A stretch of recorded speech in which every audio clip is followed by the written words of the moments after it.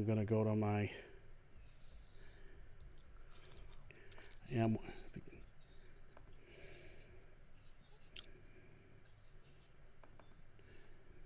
starting the chat here so I can talk to people. Good morning if you're already anxiously awaiting. I'm just starting the chat so I know whether people are on.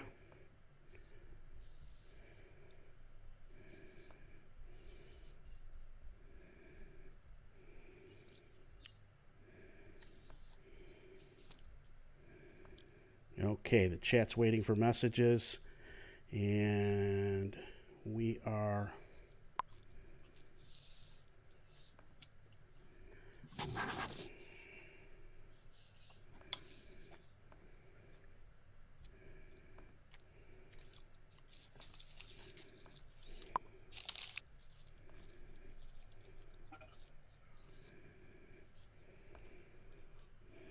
Here we go.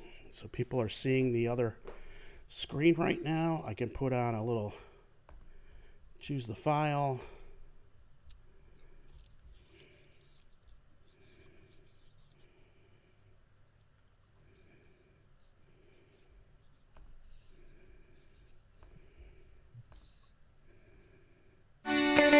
Oh.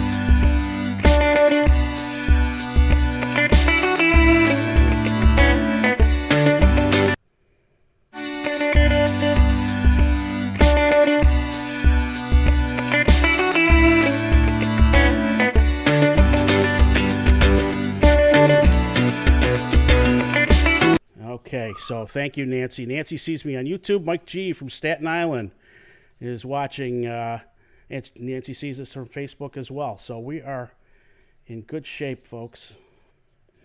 Nancy, just tell me if you can hear me on both. Mike, just tell me if you can hear us on both. Guys, talk. Say good morning real quick. Good morning, guys. Good morning. Testing. Hey, good morning. Good morning. Okay. We'll just wait for the delay to come back and see.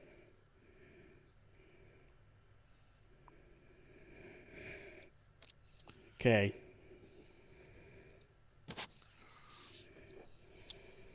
Sounds good. Nancy says it sounds good. We got a plan here, boys. All right. I just need to do one more thing.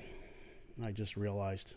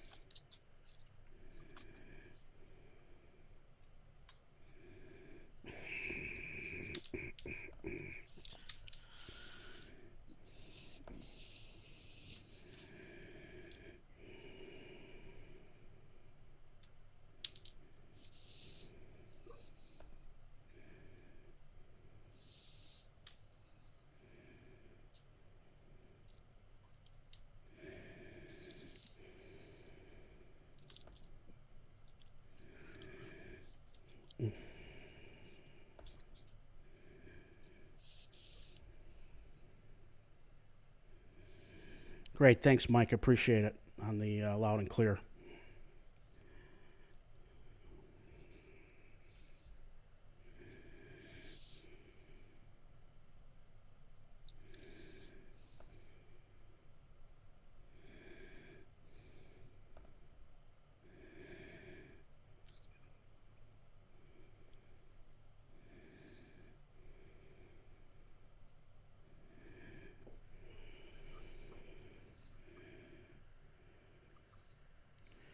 Guys, I'm just looking up the any of the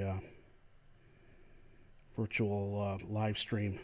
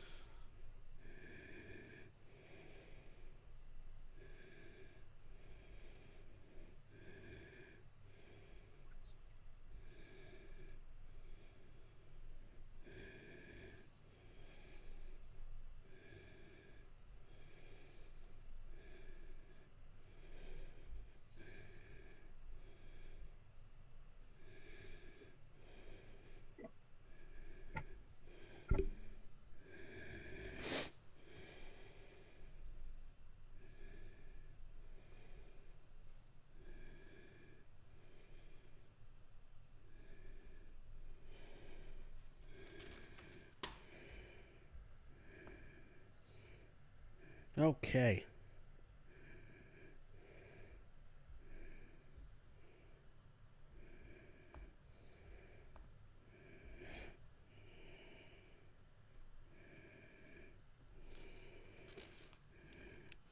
All right, guys. One last thing, and then we'll start talking. Okay. Got it.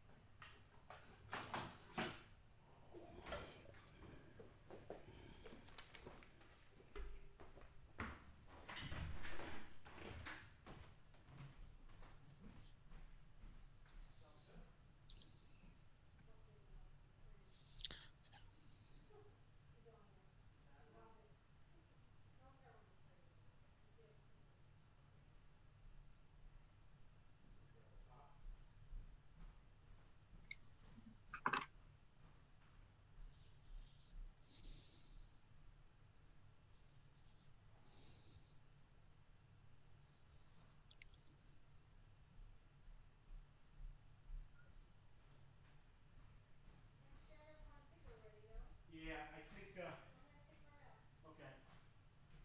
But you can hear us fine and everything. Awesome. Yeah, he's on mute. Okay.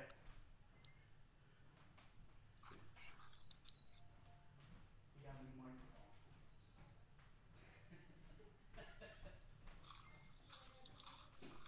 Apparently.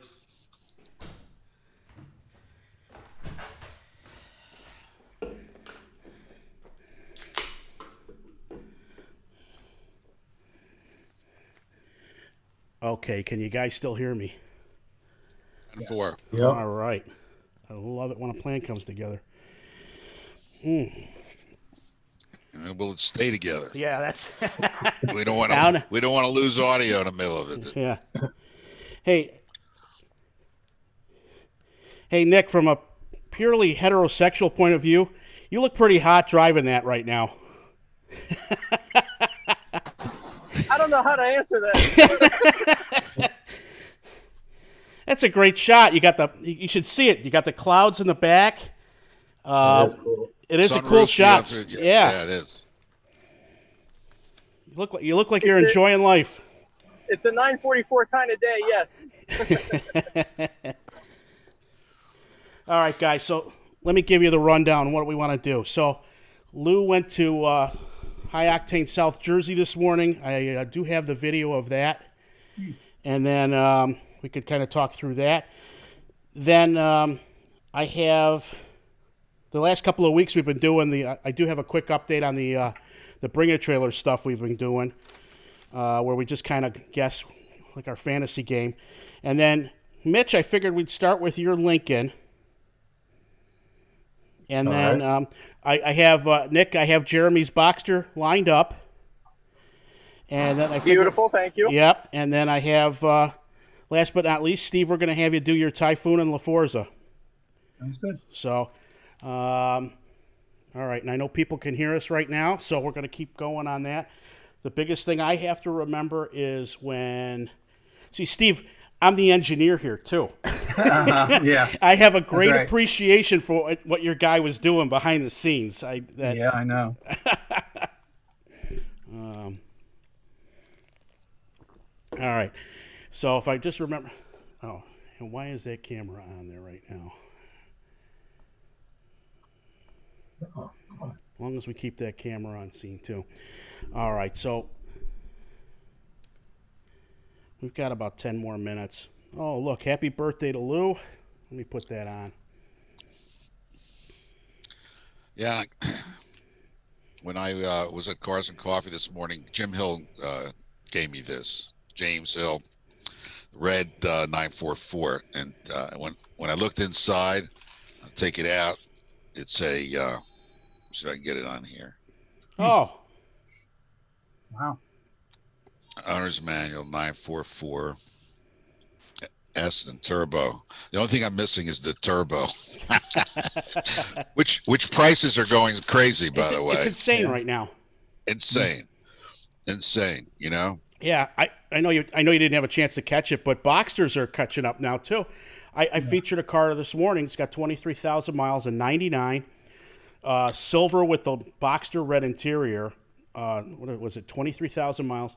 Guy's asking 19.5. It is a loaded car, even with the hard top. Looks brand new. And 2 years ago, I would have said he's smoking crack, but right now, you know, it's probably 17 should buy that car. But you know, just amazing how a high And it's tide. your favorite color, Rudy.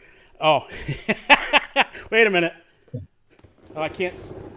I should move the camera, but nicht gay.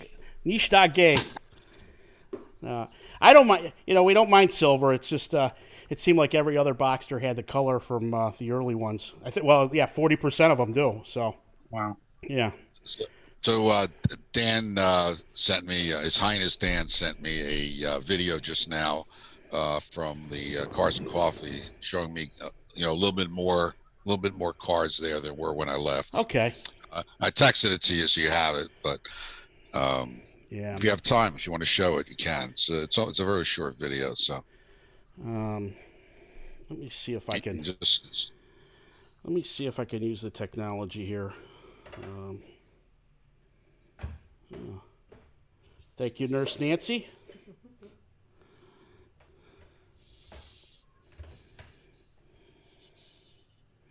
All right, just came through, Lou. So it shows them not spacing every other space. Ugh, yeah. And it shows you know, a decent turnout for this time. You know, Right. on a normal last year would have been jam packed, but some people are parking away from others, and some are right on top of each other. So.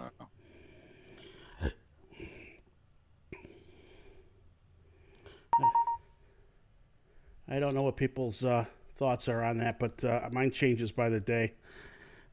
I think if you just Well, I think you still have to. I wore a mask. Yeah, I saw that was and, good.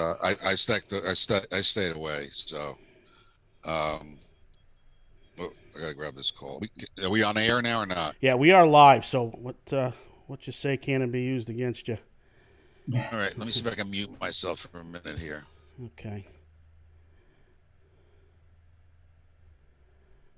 All right, good.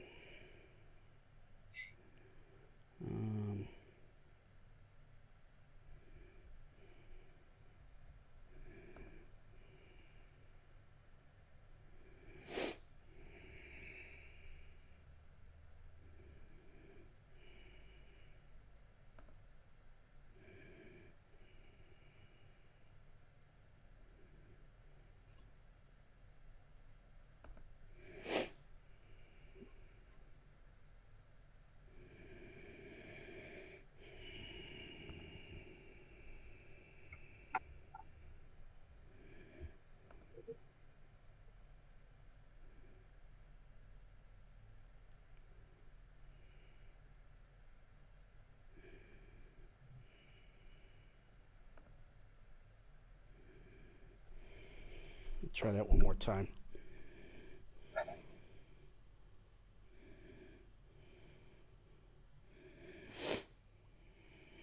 All right, I am back. Okay. His Highness Dan says I'd estimate 1 out of 5 in masks, but they're all trying to distance themselves. So there is something going on there, which is good news. Okay. See how long it lasts. Yeah.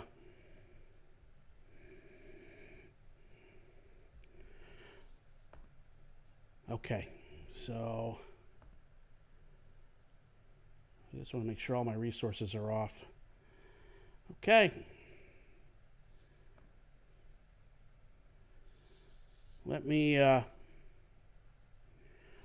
right, let's do a show. So we're already on. Everybody's seeing us. So we're about 5 minutes early, but I'm going to start out. We'll show the for the people that are on.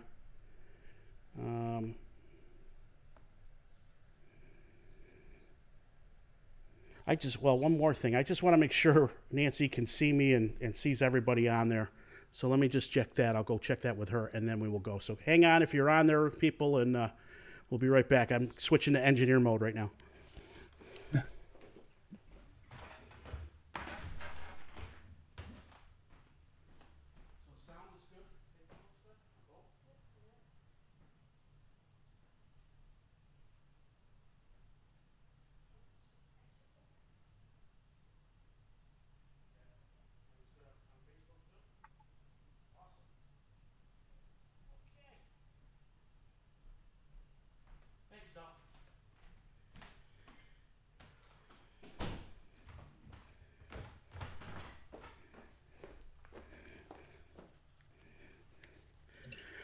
Okay, let's do a show. All right, so I'm going to go to what you sent me.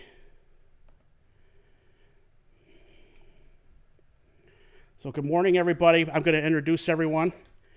And so it's myself, Rudy Samsel. Thank you from Guys with Rides. If you've watched before, you know Nick is on. He's in his beautiful Porsche 944 that we've featured. And right to his right is Mr. Lou, who is celebrating his birthday today.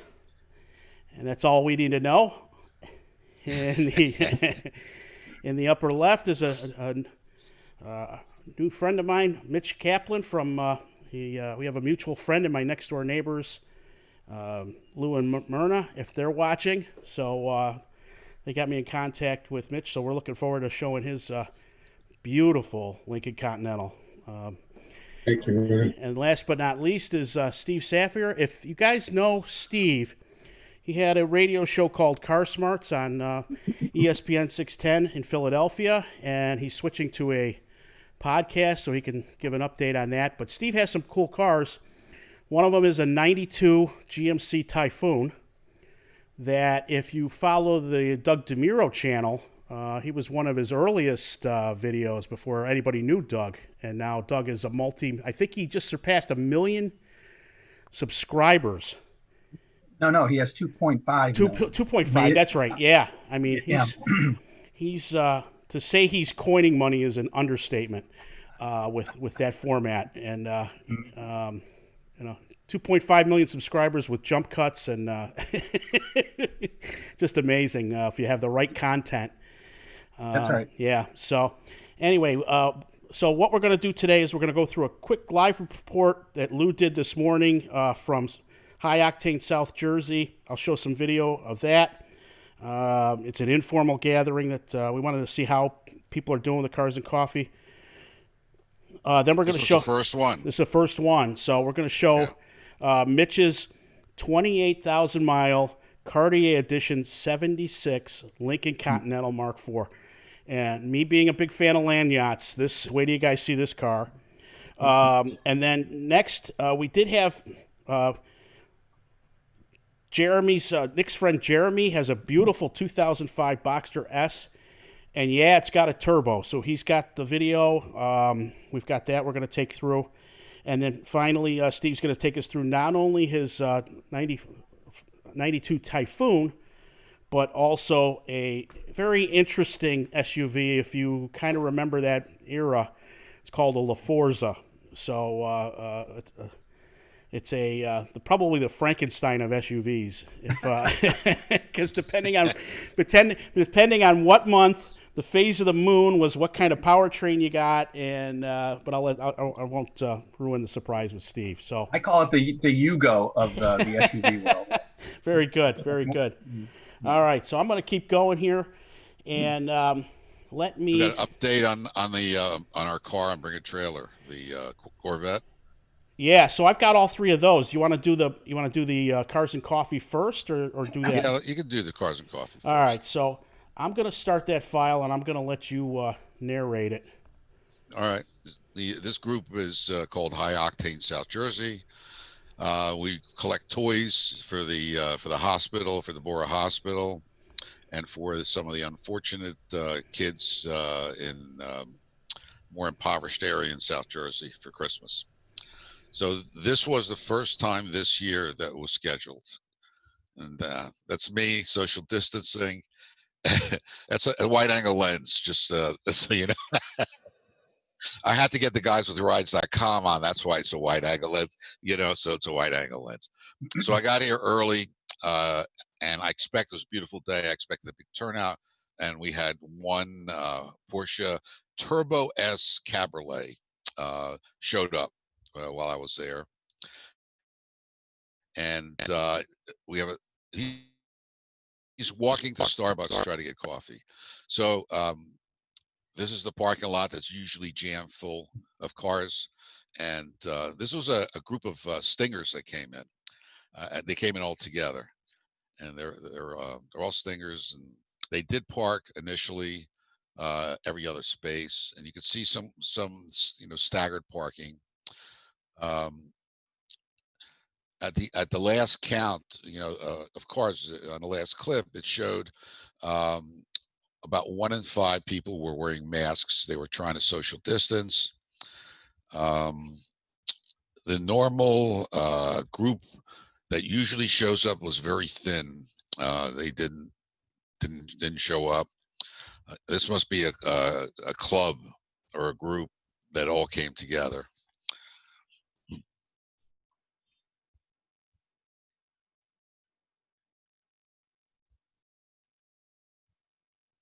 Yes. Right. Yeah. Yeah.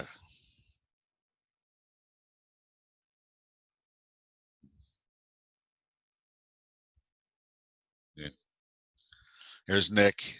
Nick showed up. He stayed a little bit with me, and then he headed to his niece's graduation. And yeah, so there's a Grand National there, and still the other Porsche. And Nick was happy because he could park next to the other Porsche. Right, Nick?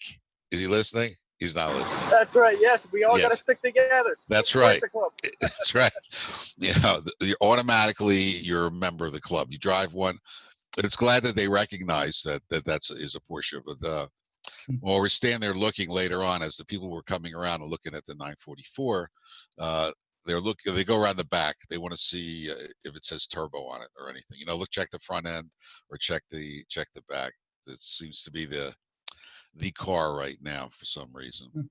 So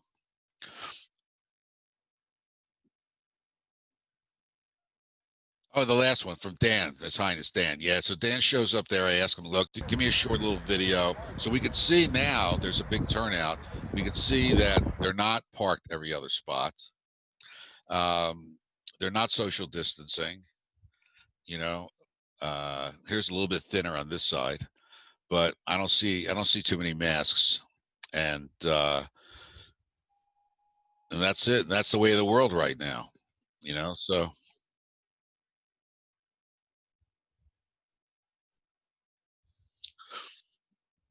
Correct. Right. The Mount Laurel Police Department does come through there. They like to look at the cars. They're there not because of problems, but they're there.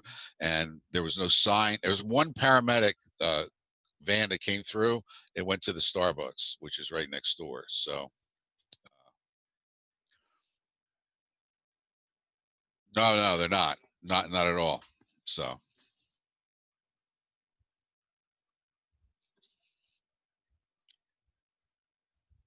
There. So, okay. Thank you, Nurse Nancy. So, again, my mic was muted. You guys can hear me, but the crowd I can hear couldn't. you. Yeah. Yeah. So, looks like that's going to start filling up because I'm sure word will get out, and particularly if the Mount Laurel police aren't bothering people yet. When I was there and Dan said there was nobody there, but what I'm concerned about is what's going to happen 14 days from now. Yeah. That's so what we all are.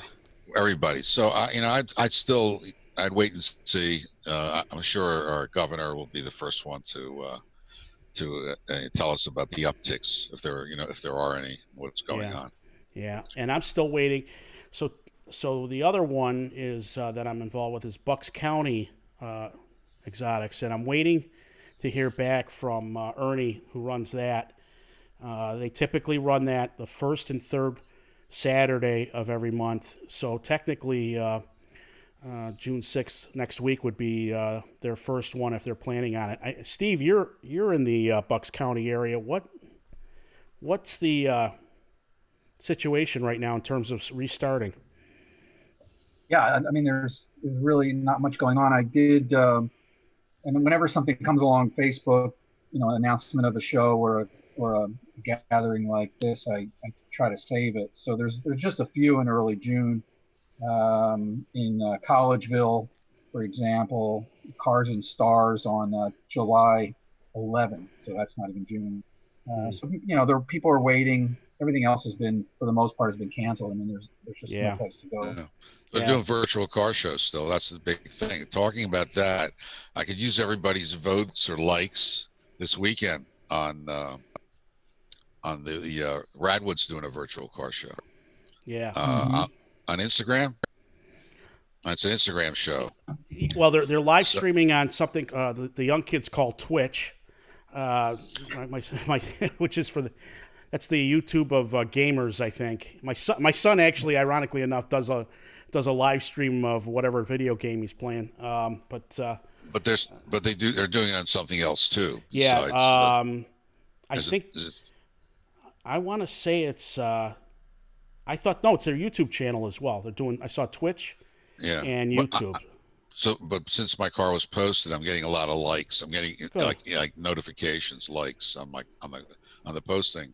So it's under Endo Lou on Instagram. Yeah. It's a 1987 Mercedes-Benz Koenig special. So we can use your likes. Yeah, and then at noon we're going to post it for the actual voting. Yes. Because Randy Nonnenberg from Bring a Trailer. You want to tell a story about the Koenig? About the car? Yeah, sure. You know what? Hang on. Give me just a second because I think I can bring up that file, and I'll show people. My God, you're getting better with that computer. Now you're scaring me. I know it's kind of scary. And I love the banners on the pictures. They're very subtle. Yeah.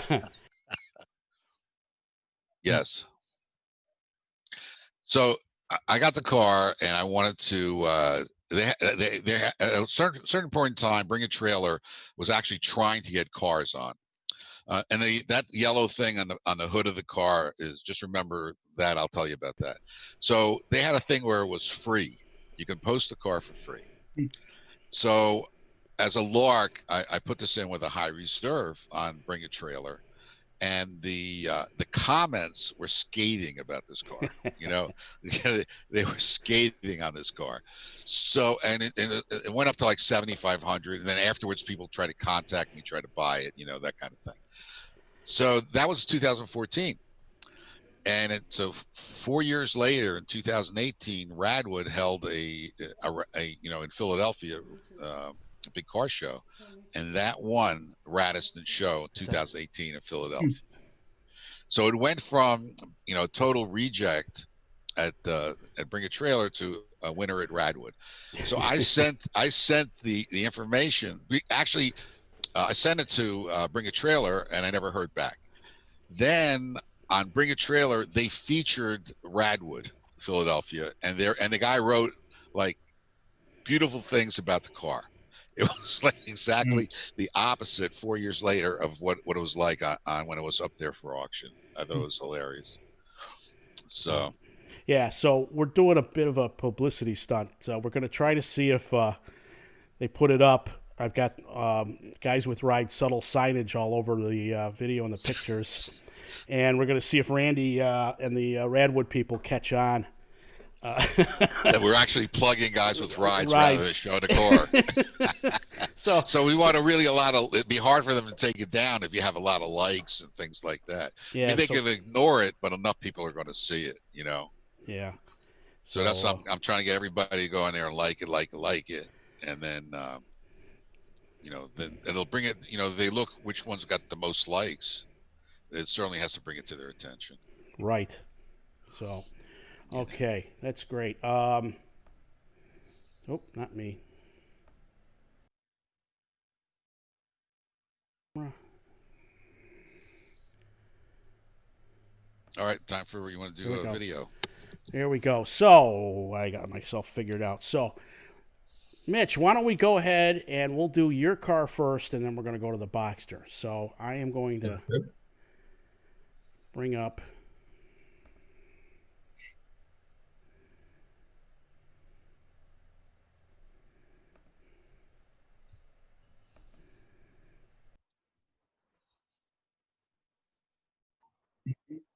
Yes.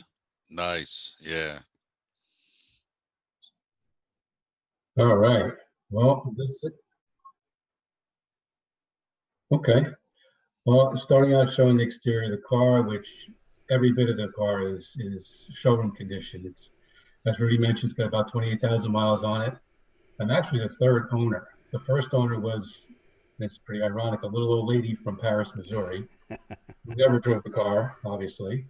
She sold it to a gentleman who was in his late 80s, who kept it for less than a year and ended up trading it in at, I believe, 88 or 89 years old for a convertible Jaguar. So power to him. So as a third owner, you might think the car would have a lot more use and you know, show its age, but this is pristine, as you will see, inside and out. And I've been very fortunate to win many awards through various different car shows. And one of the ones that really is an honor is, if you guys are familiar with the car show that's in Far Hills, it's the part of the steeplechase. Well, we were fortunate to win the People's Choice Award. And this is a car show that has cars that you never would imagine you even see in your lifetime. And just phenomenal collection of beautiful, beautiful cars.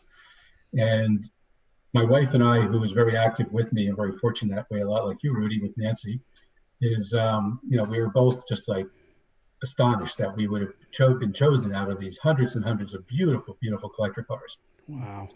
And the reason we feel maybe we were awarded such a great honor was because a lot of people can really relate to this car. In other cars, you look at Packards and, you know, real beautiful Bentleys and collectibles. You say, yeah, it's absolutely a gorgeous car. But this is a car that a lot of people grew up with, or their parents had, or their grandparents had, or they had their first experience in the back seat, or whatever. However they related to it, because we've heard all kinds of stories throughout our years of being the proud owner. And I think for that reason alone, it's very relatable to many people in many ways. But everything about the car, including the original paint, pinstripe, it has original shag carpet, floor mats, original spare tire. It's really pretty neat car. It's fun to show.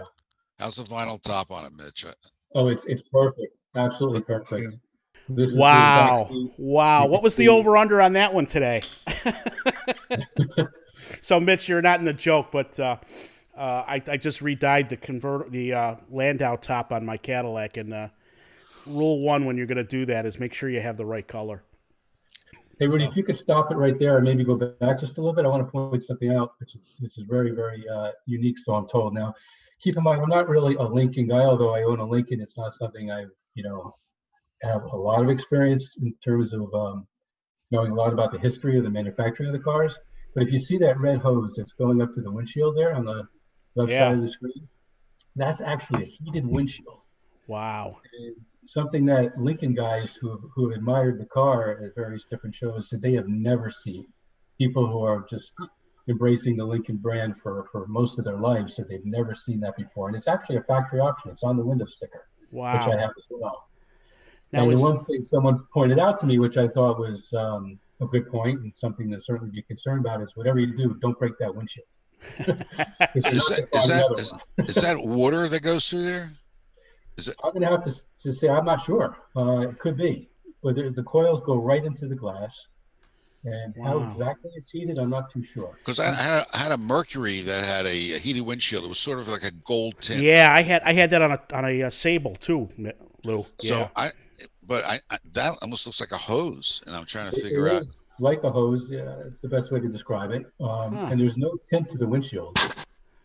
We're gonna have to do a little research now. Yeah, I'm wondering because they got that coated red, and the if that's higher voltage, because they need it to. I would think whatever they've got on that windshield is pretty high resistance. I can't see it water because when the car's off, it was water and it was wintertime, it would freeze. So I'm thinking you're right. It's got to be electrical. But yeah.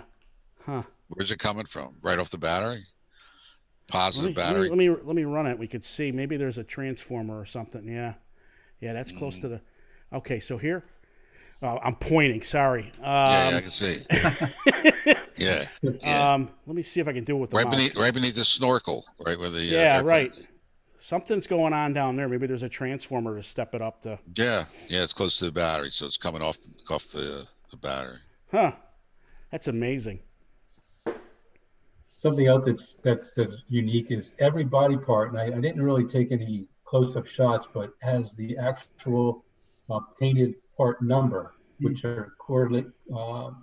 correlates to the build sheets, which I have as well. Wow. So that's pretty good. Yeah. Yeah, it's pretty cool. Yeah, that's a keeper. Yeah, it is. Now, I can't. It drives as nice as it looks. Oh, I'm sure. And look at that. And as Rudy mentioned, this is part of the Cartier Designer Series. So each designer, meaning total of 4, Cartier, Bill Blass, Givenchy, and Pucci, all had an opportunity to design their car to give it some uniqueness. And this is the Cartier version, which the color is quite impressive. It's called Dove Gray. What you're looking at here now is a collection of all the original documentation, including the build sheet, the window stickers, the paint charts, the owner's manual, the original warranty card. I mean, I even have, if you guys remember back in the day, they give you the little plastic Ford garbage bag to hook on your cigarette lighter. Yeah, got that too. Nice. Wow. So was each edition a different price, or all the editions were the same price? Do you know? I'm not sure. This one's stickered just over $15,000 back in the day, in 1976. I'm assuming they were all probably very similar in price, but that's not a question I honestly know the answer to. Wow. Beautiful car. Each one was different in terms of its color. If you noticed before in the video, I did a pan of the body side molding, which has all the unique scrolling. That's part of the Cartier. The gold leaf in the opera window, the Cartier clock, of course. So here's a question. Nick and I have talked about this question. Okay. So when you have multiple cars, what is your favorite car? Like, which out of all of them, if you had to just keep one? See, we also have another Facebook page, Nick and I. Yeah, called Can't Let Go. Can't Let Go. And we post things on there that we just can't let go, you know. So so yeah, I put my first wife on there and then I took her off. But I'm pumped. So which what you know, because I heard before you have some really nice cars that, you know. Thank you. So what is your favorite? Well, it's so hard to, you know, it's like picking your favorite child, right? Exactly. And it changes week to week, right? Well, if you got a show, this kind of show, like Nick and I, there's certain shows that they don't want German cars at. It's only American cars. Right. Okay, right. Right. So, but other shows that allow, you know, foreign cars, they make a separate class for them, you know, things like that. So it depends on the show, like what car you're going to take. But in general, Right. do Well, you have a favorite? Well, I'd have to say, because when I first saw the concept of the Plymouth Prowler before it was even introduced, Yeah. I said, that is a car I absolutely have to have. Have to have it. Somehow, some way, I will have one. And when we went to the New York City Car Show, we saw it on the spinning display and admired it. And it's an original color purple. It's like, wow, that car is as cool as it appeared to be in all the magazines that I had seen. And then I talked to the Plymouth rep at that time, and I'm a silver guy. I like silver cars. Most of my cars are silver. And I said, are you going to be making this silver? Because eventually we will. So I forced myself to wait. And then I came to realize you can't just get one, because dealers didn't even know if they were going to get one back in the day. They would just show up if they were fortunate enough to get one. And at the time, this is going back 20 years ago, I was connected with a car dealer, a friend of mine, who I said, look, if you can get me a Prowler, just get it, especially. So called me up one day, he says, I got your car. And I was so excited. Ran down there, saw it. It was sitting on the showroom floor with a big bow on it. And it was all roped around. And he let me drive it right off the showroom floor. So, I mean, I've had a real passion for that car. And I also have the matching trailer to it, which is that's a rare piece. That's a rare piece. Yeah, so when I drive it with the trailer, it turns a lot of heads. And it's just a fun car. It's so unique. That was also a deal. That was also a factory trail. It was a factory item, wasn't it? It is. It's a Mopar product. Yeah. Very cool. If you know, we should talk to Bert about it, the Prowler he's got, right? Yeah, I know. I was thinking the same thing. He's thinking the thing. We know of another Prowler that has less than 1,000. I forget, it was 900 miles. Yeah, it was 900. Yeah. 900 miles on it. Yeah. I got 2,700, and mine's 20 years old. Yeah. So you're more than welcome to come back, Mitch, and show that off. You did a great job with this car. Appreciate that. Thank you. Yeah. Okay. So why don't we go back to the BAT results from last week? Yes. So Nick and I were. Yeah. It was a Project Corvette. Yes. And we're going to go. We each had 3 we chose. I'm going to go in backwards order. Okay. There's my 380,000.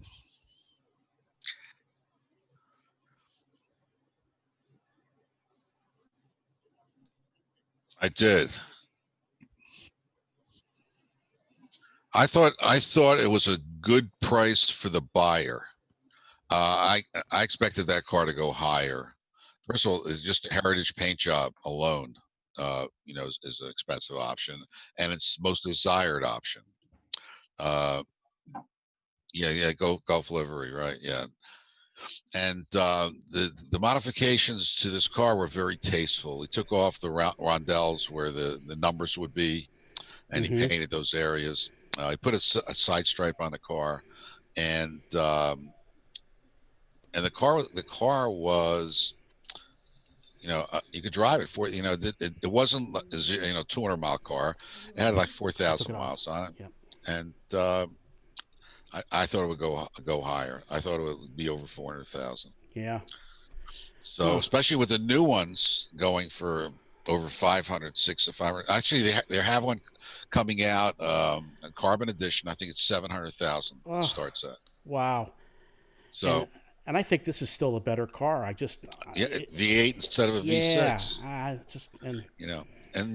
Talking about Doug has one. Yeah. And you can watch, and he'll talk about like what it costs to own or what he's got to do, to maintain it, and whatever it is, it's still worth it to him. Yeah. To have that car. Yeah. I would have that car if it was, maybe 38,000. Right. Well, what I think is funny, guys, some of the newer ones have shared parts from like a freaking Ford Focus who wants to have the same window dot switches as a Focus in one of these. That's just kind of crazy. Yeah. Not the place to cheapen it out. Do it where you can't see it. Right. Yeah. And then it was that TD wagon. Was that yours was a TD wagon, right? Yes. Yeah, I know. My pick, yeah. It's coming up here. So this is the teaser to this one is the here we go. Oh, there it is. So I mean, this was a gorgeous California car, and like I was saying last week,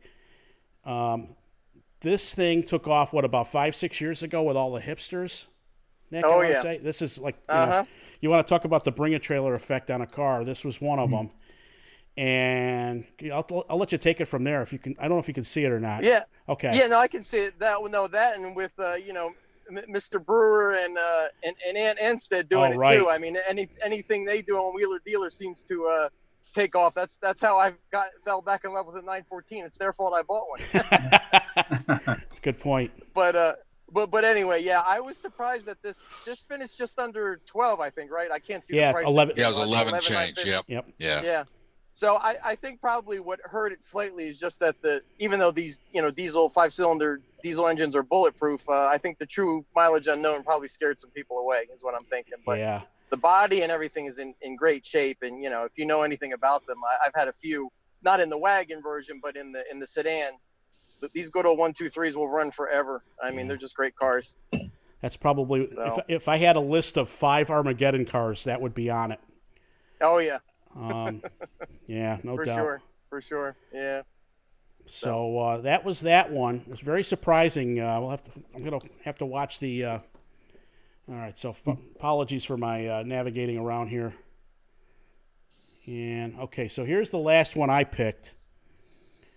And so I'm not surprised. This one's funny. Lou, you hit the nail on the head last week. This, for another 10 grand or, another 7 to 10 grand, you can get a car in much better shape. Done. Done and drive it, right? And here you are spending 12.7 on something. That's a tough one. You just got to be committed to being underwater on this thing. Yeah, and you got to love whatever's. I mean, it's rusted. I mean, it's that one you have to take apart. Yeah, you got its body off, and there's missing parts. Front bumper was missing. I mean, there's missing things on it. Yeah, and there's mildew, and there's all kinds of stuff to put up with. Yeah. Spoken from the voice of experience, somebody that's gone through it. It is experience, definitely experience.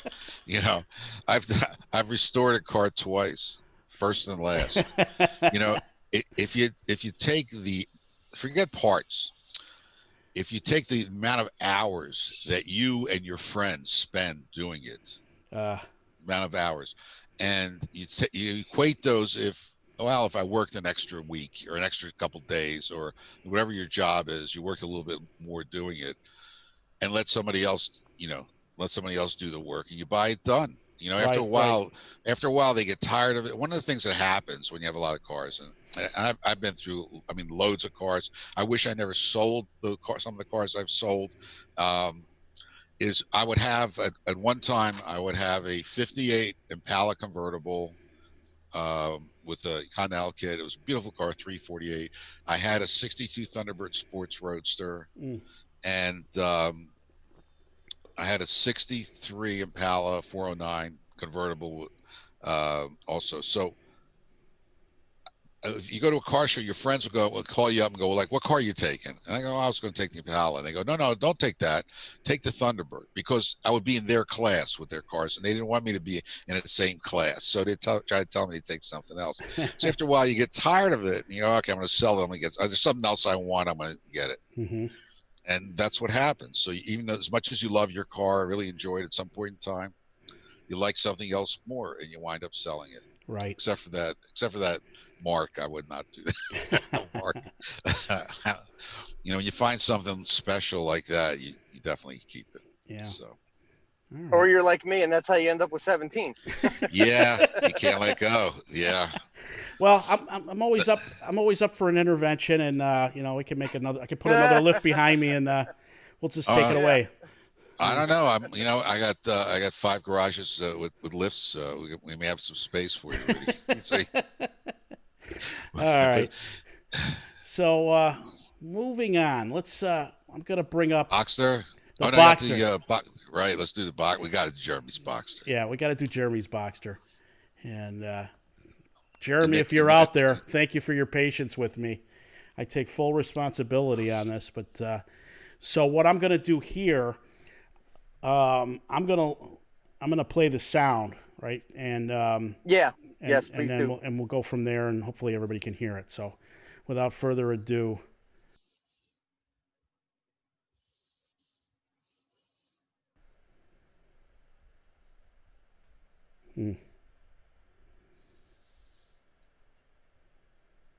No sound. No sound. No sound. Yeah, that's what I was afraid of.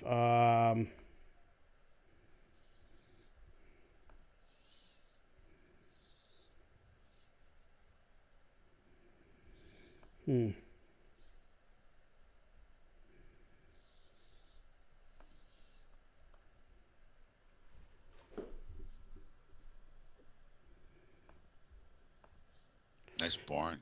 Yeah, I think I can hear it if I put the microphone up to the display speakers, and we'll try that. Okay? Okay.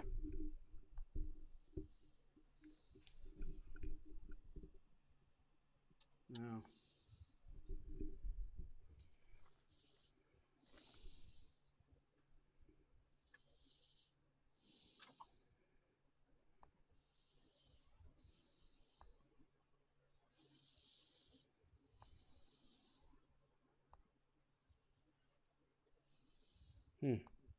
Yep.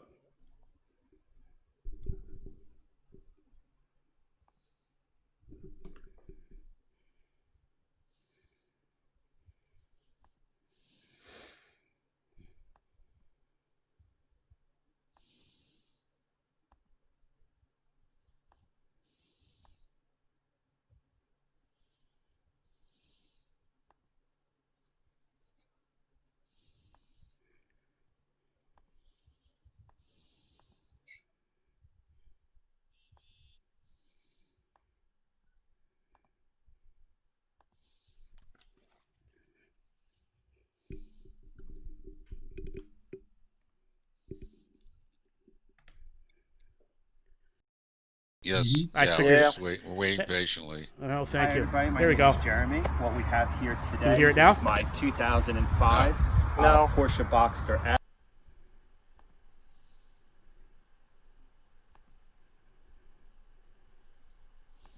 How Turbo. about now?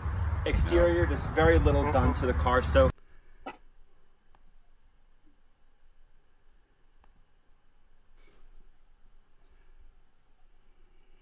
Okay. What I'm going to do is I'm going to put my microphone right up to the screen so you guys can hear it. Okay. Okay. All right. car. The wheels, the side vents, and the rear spoiler are all done in Brass Monkey. No, still can't hear it. Obviously, you have the retro style turbo detail on the side, Okay. letting All right. everybody know that this is not your garden variety. I'm going to start it one more time. Nancy says everybody out there can hear it, so I'm going to let it go. Okay, that's good then. Exterior, there's very little done to the car so far. The wheels, the side vents, and the rear spoiler are all done in Brass Monkey. Obviously, you have the retro style turbo decal on the side, letting everybody know that this is not your garden variety Boxster. Back here, what we have is the tail lights have been tinted. The rear spoiler is actually from a Cayman. It's a relatively simple bolt-on mod. And then obviously it's been rebadged as a 987S.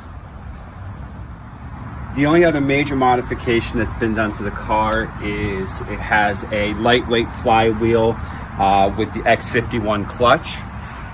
The turbo kit, the flywheel, all came from TPC Racing down in Jessup, Maryland. This is their stage 1 turbo. They do make a stage 2 turbo, which produces the same power, but it's intercooled. It uses the factory 3rd radiator up front for the water supply for the air-to-water intercooler. The car is producing about 460 horsepower at the crank, which is a pretty significant jump up from the factory 3.2 producing 275 horsepower. They also make a stage 3 turbo, which bumps that power up even further. The car's a real Jekyll and Hyde personality, below about 3,500, 4,000 RPM. Car drives like stock. You get it up over that turbo starts really building the boost, and it just turns into an absolute monster. The interior's had a little bit more done to it. Most of the interior has been redone in some way or another. First thing that jumps out at you, the roll bar hoops are now done in blue Alcantara. Completely redone, nice and smooth. The seats are actually from a 2005 Lotus Elise. The leather centers have been replaced with, again, blue Alcantara, and added some padding. The original seats had almost no padding in them whatsoever. On the center console, you have the center console has been redone with Alcantara and leather with blue and silver stitching. And then the shift boot and shift knob also done the exact same way. And then obviously you got a little more blue Alcantara mixed in there as well. The doors have the same treatment as the center console with the blue and leather mix, which is also found on the steering wheel, which has actually been padded from the factory over what the factory had put on it. And then again, some of the trim has been redone on it. The dash has very much the same treatment as the rest of the car, a combination of gray Alcantara on the center console, center stack, and then blue Alcantara across the dash and over the gauge clusters. When we move around to the back of the car, obviously that is not your garden variety Boxster exhaust. If you climb under here, what you can actually see is that purple guy right there is our blow-off valve. With the turbo sitting right behind it, right there. There's your oil return lines for the turbo, with the red hose going across to the intake of the car. The exhaust setup on this car is a little bit interesting. Due to the space constraints under here, only actually the passenger side exhaust tip is connected to the actual exhaust. You can see the muffler right up there over this driver's side exhaust tip. The driver's side exhaust tip is actually connected back here to your blow-off valve, which I thought was a pretty creative way of keeping those double tips, but still having a nice functional system back here.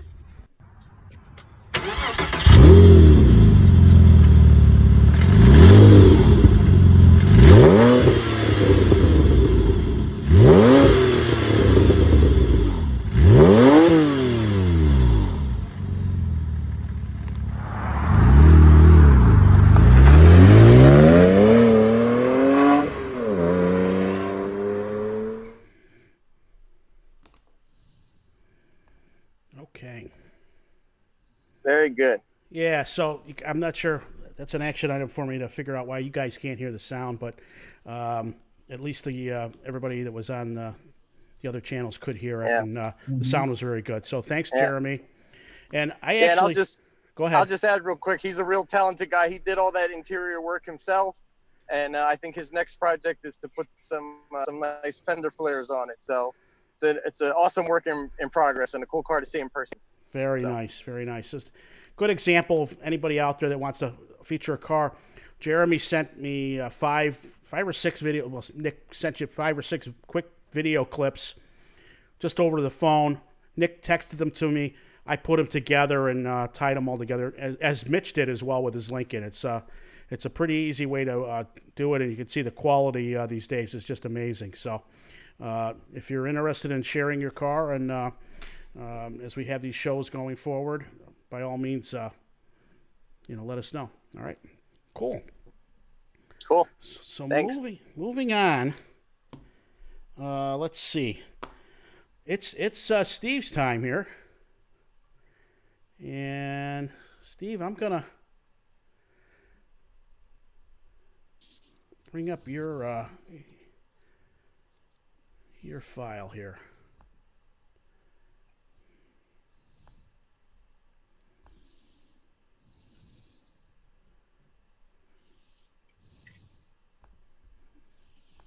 And we're gonna let you. Okay.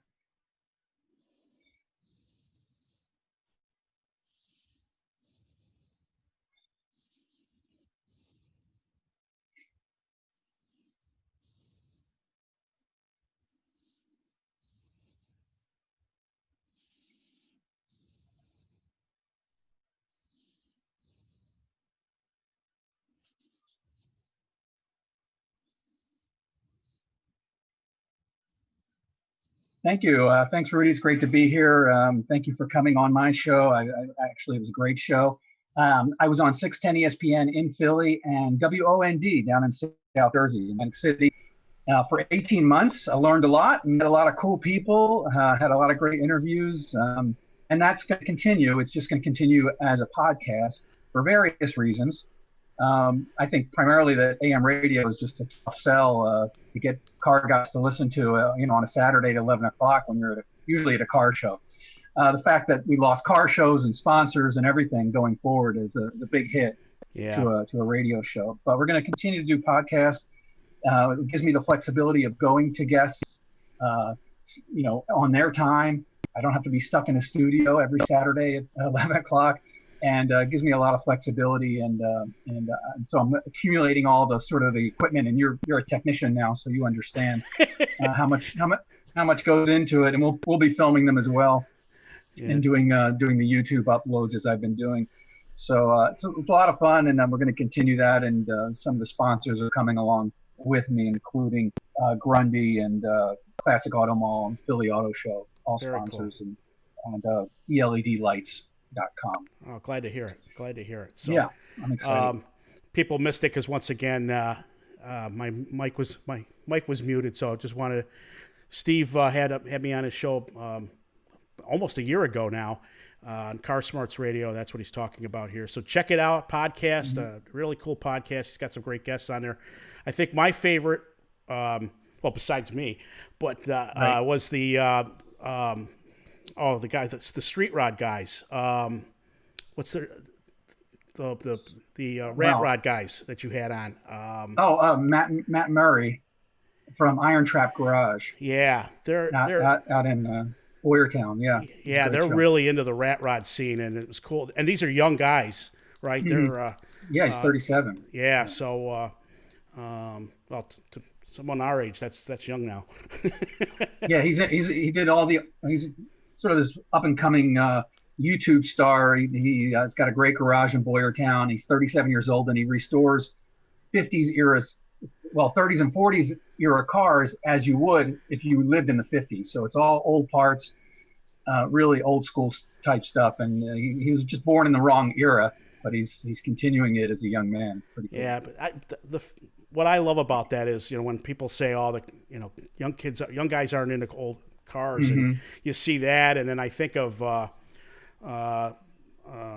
is it, the Trog, the Race of Gentlemen. You see the pictures on that, and I'm hoping I hope that goes on this year. But the vast majority of people that are getting out on the sand drags with the pre-World War II era cars, they're younger than the five of us. So pretty cool to see. Yeah. So people can go to iTunes or Spreaker and subscribe to Car Smarts Radio podcast. And I know I uploaded the Iron Trap Garage interview.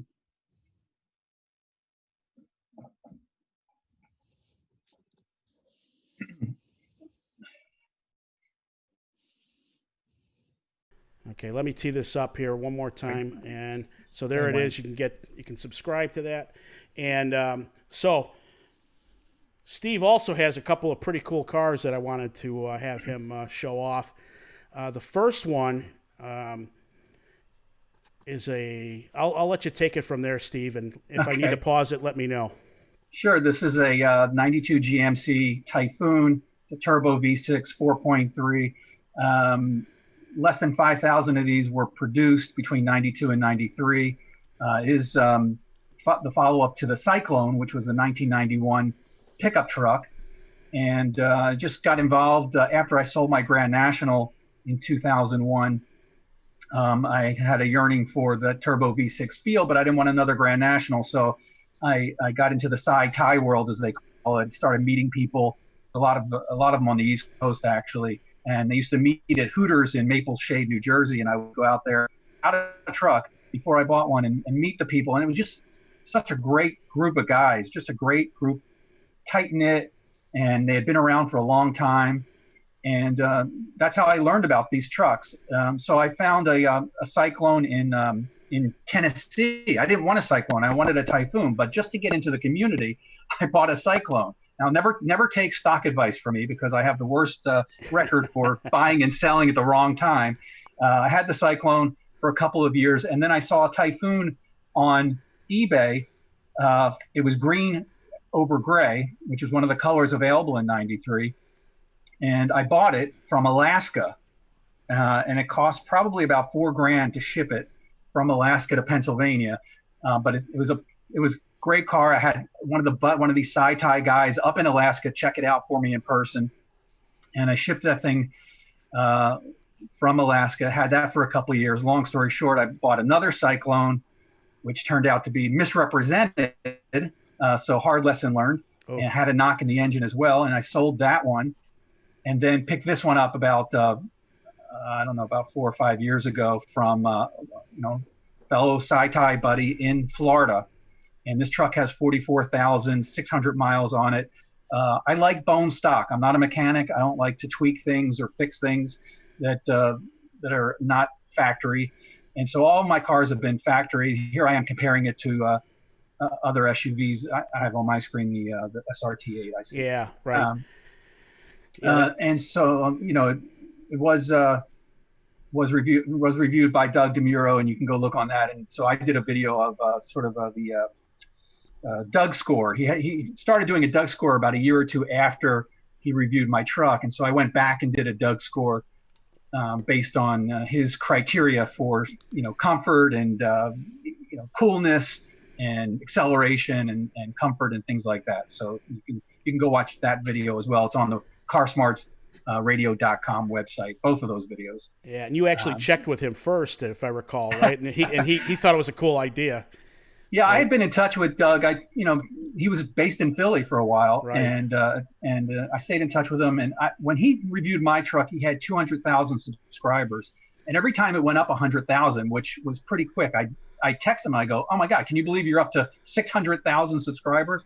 And now he's up to, maybe it's closer to 3 million subscribers now. So, wow. But I contacted him through a text, and I said, "Look, I want to do this. You're probably not going to go back and do a Doug score for the Typhoon. So how about if I just do it?" I didn't want to overstep his intellectual property. Right. And he said, "Yeah, go ahead. I don't care."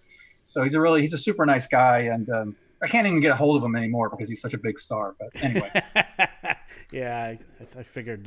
Yeah, he's out on San Diego. Lives in San Diego. Mm-hmm. So I see you have this coming up the hill is a 1989. Go ahead. 89 La Forza. As I say, and I have a video called Project La Forza where I go over this truck, and I always wanted one. I lived in California when they were released. A company in California built them.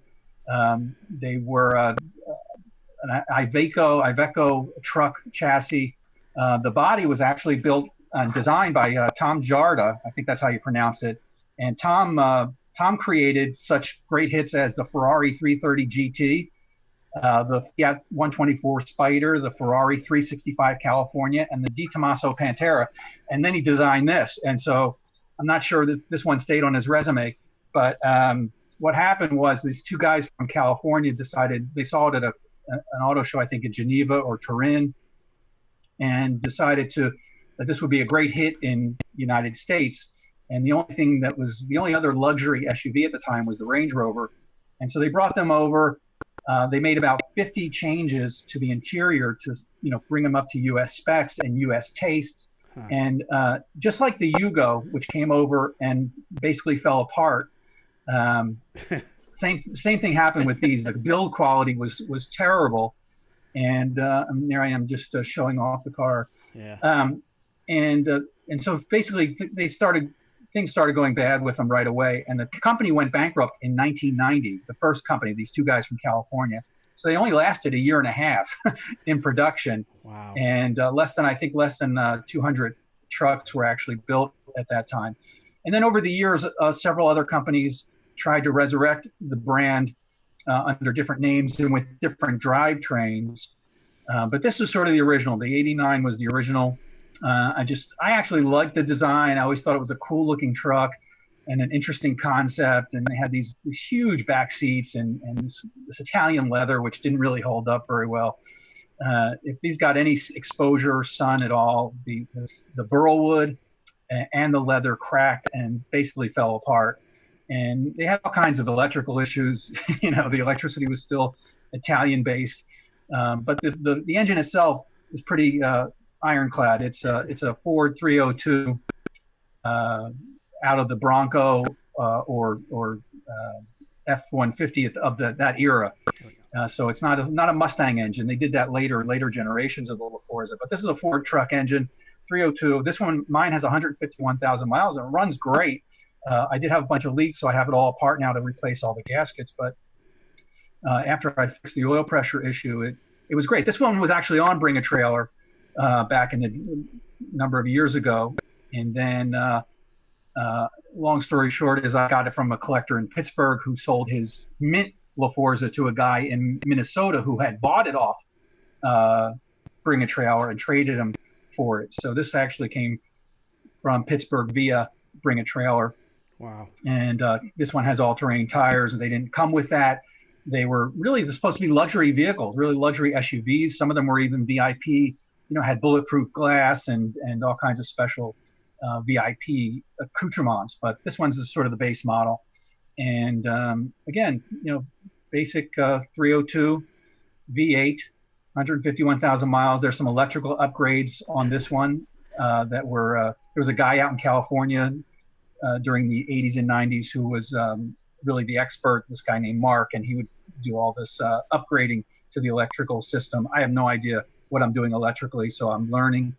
The manual, the owner's manual on this thing is about 3 inches thick, and I'm missing a couple of chapters. So I think they anticipated some problems, but they spent a lot of time. They really gave good attention to the owner's manual. It's very well detailed, maybe more so than the truck itself. But anyway, there's a number of, I'm showing pictures there of some later models in the 98 and the early 2000s where they built better. But these things they were, back in 1989, they were about $50,000. They were more than a Range Rover, and they got about 11 miles to the gallon. And so that was part of the reason they failed as well. They didn't sell very well. This one has a stripe on the front that the previous owner had put on there. I have no idea whether I'm going to keep it or not. But yeah, I just like I did drive it in the small snow we had this year, very light snow. I was really looking forward to some heavy snow this year so I can try it out. And it has a on the fly 4-wheel drive. So it's 2-wheel drive, and then you hit a button on the inside and electronically switches on the fly to all-wheel drive. And then it has a low gear as well for rock climbing or whatever else you want to do. So it's a project, and I'm learning how to fix things and take things apart. And there are owners. I am now the co-moderator on the La Forza SUV owners page on Facebook, and trying to resurrect some energy around them. With the Ford Broncos that are hot right now, and the International, the Scouts, and things like that are the old SUVs that are hot, Jeeps and Willys and stuff. I just think that this will see its time in the sun. It just hasn't really hit that mark yet, and you can get them fairly expensive, well under $10,000. Wow. Under 5,000 if they're in the condition like mine. Wow. Cool. Well, thanks for sharing. I don't. Frank Wenehig said, "Great looking interior, great name." A shout out from Catherine Camlin to you, Lou. Happy birthday, Lou. Oh, thank you. Thank you. Yep. And no other questions on either the Typhoon or the La Forza. But I thought, as we're hitting this Radwood era, there are a lot of cool SUVs that are coming into vogue. Just before, the high performance ones and people getting into the game before they all turned into look-alike jelly beans that they are now. But that's my personal opinion. But compare and contrast. How'd they get where did the name La Forza come from? Well, the Americans named it. It was Rayton Fasori Magnum in Europe, in Italy. And when it came over here, they just picked it. It means the force in Italian. So the Americans named it that too. Yeah, cool name. And what did the original name mean? Was the original name meant anything in Italian or? No, Rayton Fasori was the company was family names. Oh, I see. Yeah, and then they called it a Magnum 4x4 in Italy, and they were sold as police trucks and military and things like that. And then they wanted to make a civilian version, and that's how this thing evolved. Cool. No, Steve, thank you for sharing both of those. We all appreciate it. Yeah, and, it takes a lot. I guess that falls into the orphan car class. Yeah, right. Yeah. And there are people who love the orphan cars, and it takes a lot to maintain them, and you're sort of keeping the brand alive. It's also a hybrid because it's an Italian body with an American engine, like a Pantera, for example. So it fits into that category too. I take it to exotic shows because it's Italian. So right. It makes it a little easier to maintain too. So, absolutely, yeah. That was the idea with the Ford engine. Mm-hmm. Very cool.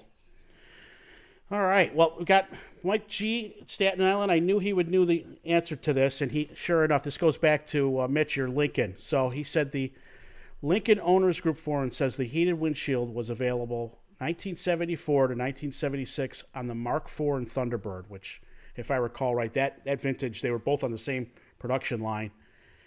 It was called you ready for this? It was called the Sierra Sin system. Really? Yeah. Front and it was both front and rear glass. Did you know the rear glass? That system runs both, apparently. Well, I know we had the rear defroster at the glass, but I didn't realize. I guess we stop and think about it. They're connected. Yeah, and it also notes that it required a second special high voltage alternator. So that must be where that's driving off of that you didn't realize. Wait, so it's got two alternators on it? Yeah, we'll have to. Does that sound right? We're gonna have to check that. We're gonna have to roll the tape again. I don't know if it shows two alternators. Let me. Maybe it means there's just a high capacity alternator instead of the regular one. I've never heard of a car having two alternators.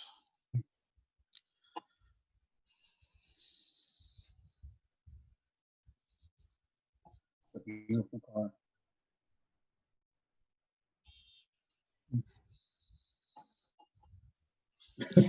Roll the tape. Roll tape. Let's see. That's a tight engine compartment. Oh boy! So we're looking for two alternators on this. Wow. Show me one. Yeah, show me one. I think. I see a belt. I see a power steering pump. So that's in the lower there, the lower center. That's the AC compressor. This is right next to the fan shrouds, the power steering unit. Yep. Right. Okay, let me back up. Well, there's the alternator. Mm-hmm. Yep. Huh. Oh no! I'll be damned. Look. Let me bring that. Oh, see right between the air intake and the coolant hose. There's one alternator. Mm-hmm. And then.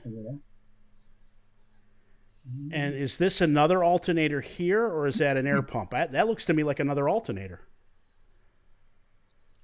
You see it there, right by the fan shroud? Yep.